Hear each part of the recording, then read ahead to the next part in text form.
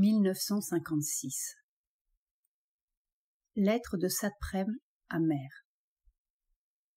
Pondichéry, sans date, 1956. Toute création artistique naît d'une question, d'un conflit, d'un désaccord avec soi-même, les hommes ou le cosmos. Quel peintre, quel poète, quel romancier n'a tiré de ce conflit le meilleur de son art? De Michel-Ange à Goya, à Van Gogh, à Rodin, de Villon à Rimbaud, Baudelaire ou Dostoïevski.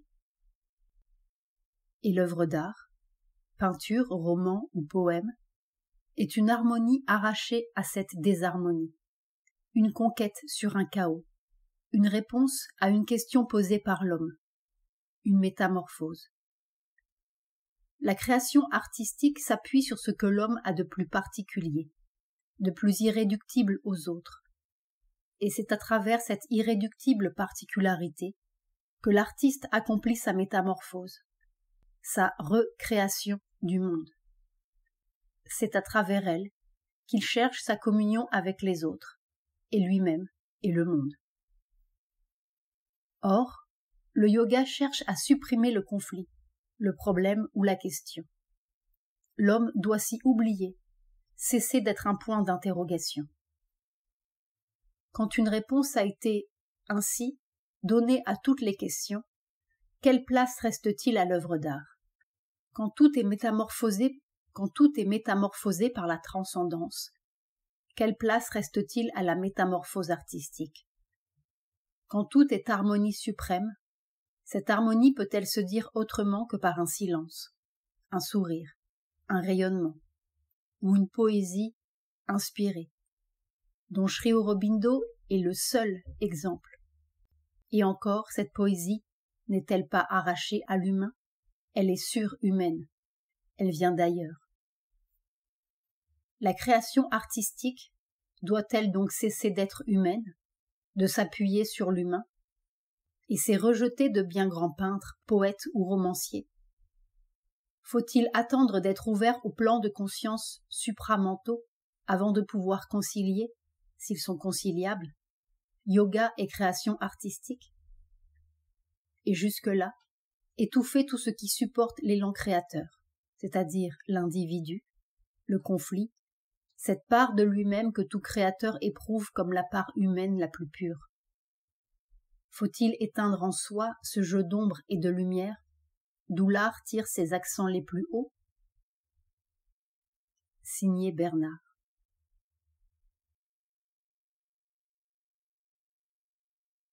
Lettre de Satprem à Mère. Pondichéry, sans date, 1956. Douce mère, avec toute la sincérité dont je suis capable, je viens mettre devant toi un problème important, pour moi, afin que tu m'aides à le résoudre. Je sens que j'arrive à un tournant décisif, et il y a quelque chose qui m'empêche d'aller plus loin. Il y a tout mon passé qui pèse en moi, non pas par attachement, car je ne regrette rien de ce passé, et mon seul espoir est devant moi. Mais tout ce passé, je ne l'ai pas tout à fait subi comme une marionnette. Il me semble que je l'ai créé, construit comme un livre.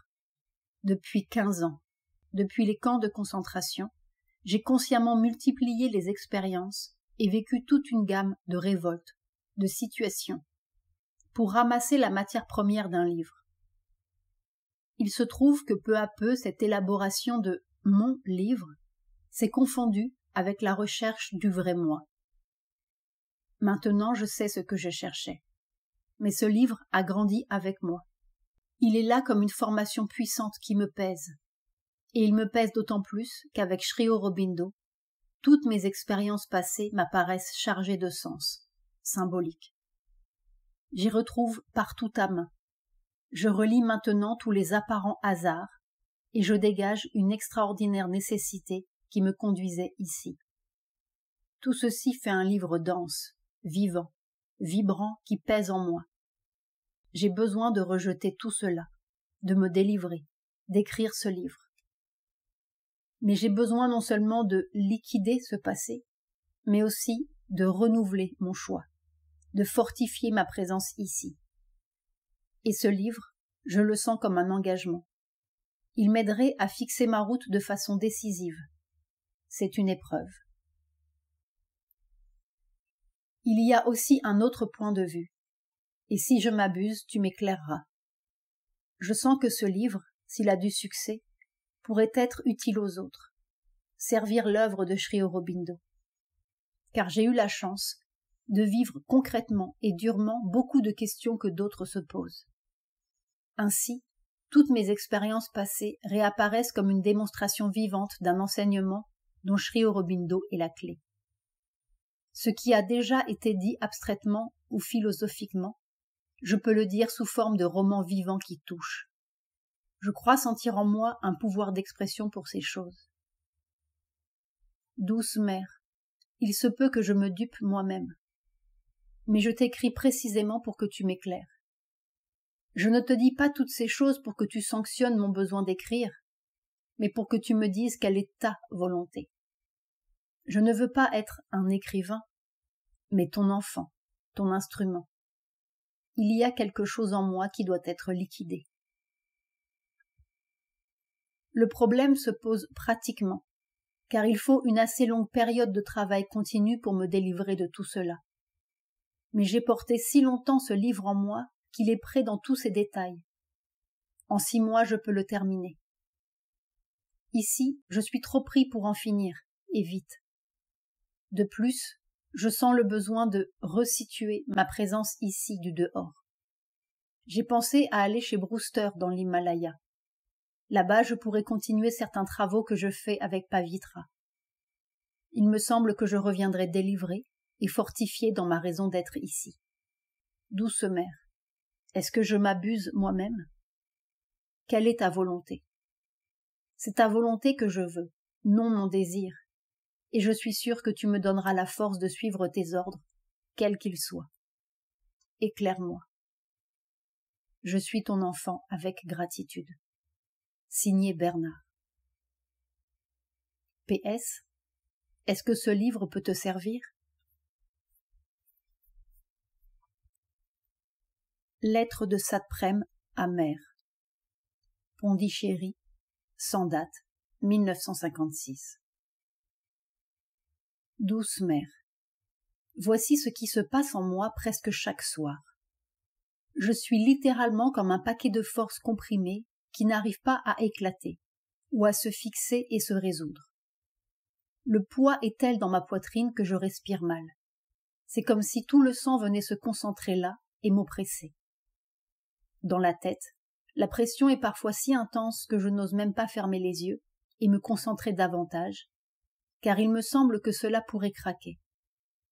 Tout mon être est tellement tendu et plein de force qu'il me semble que cela pourrait physiquement se briser. Tout cela est un état peut-être dangereux, ou bien est-ce normal? Je voudrais savoir si cette impression que cela pourrait craquer physiquement est un bon signe ou un mauvais. Si c'est un mauvais signe, que faire? Il y a certainement une résistance en moi, quelque chose qui fondamentalement dit non, et j'essaye de me maintenir mentalement calme, sans révolte, mais cela résiste dans les profondeurs. Je ne suis pas du tout à la recherche de pouvoir, mais cette condition négative est-elle suffisante pour écarter les accidents? Veux-tu m'éclairer? Que puis-je faire contre cette résistance profonde? Ton enfant. Signé Bernard. PS. Je dors de plus en plus mal.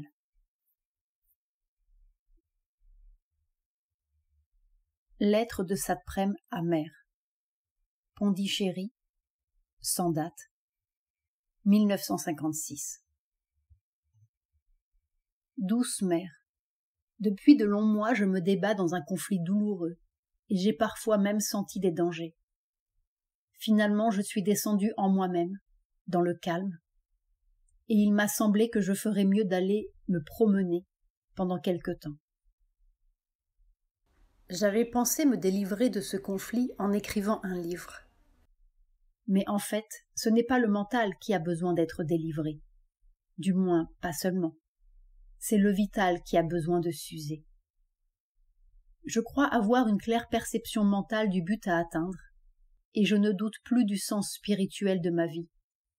Mais cette sorte de maturité mentale se heurte à l'opposition d'un vital trop jeune, qui ne s'est pas encore assez usé sur les routes. Cette force vitale s'est encore concentrée ici, et elle n'arrive pas à se libérer. C'est sans doute une question de temps, de vieillissement. Ainsi, toute mon énergie, depuis 1 an surtout, s'est dépensée négativement, si je puis dire, à ne pas partir. Cette lutte semble avoir supprimé tout effort positif, voire le sens même de ma présence ici. Cette force vitale ne cherche plus d'accomplissement sexuel, ni de succès dans un monde auquel elle ne croit plus, mais elle a besoin de marcher, de sortir. Peut-être les choses iraient-elles mieux si j'allais respirer quelque temps dans l'Himalaya. Je ne veux rien faire sans ton accord, et si je dois partir, ce sera après le 15 août. Douce mère, je t'écris tout ceci dans le calme, sans révolte, mais l'acuité du conflit est devenue trop grande ces derniers mois, au point que je me suis sentie parfois menacée. Je mets ceci devant toi pour que tu me dises ce qui est juste. Douce mère, je veux rester ton enfant malgré toutes ces difficultés. Pardonne-moi de prendre ton temps et d'être si mal soumis. Signé Bernard.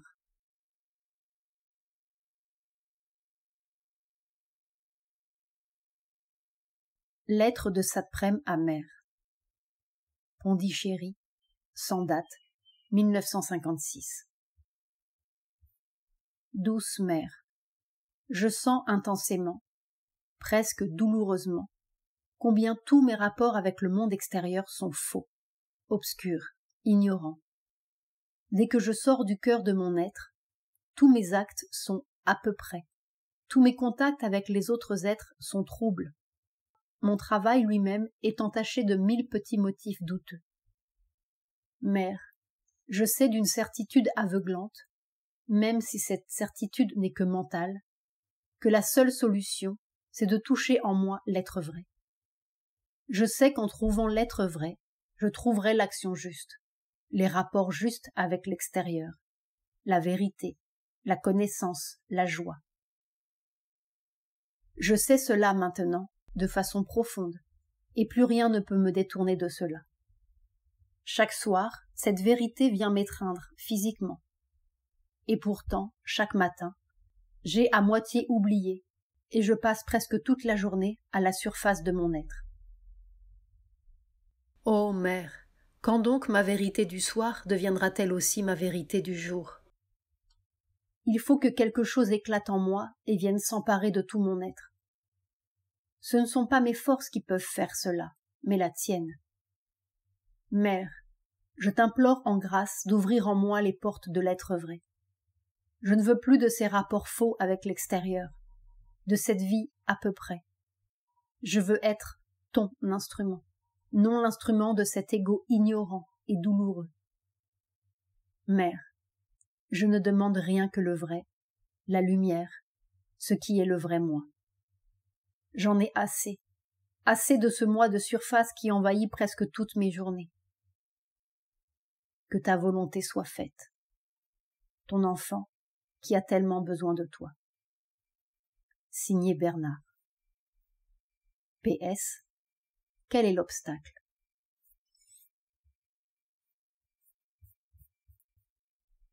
Lettre de Satprem à mère.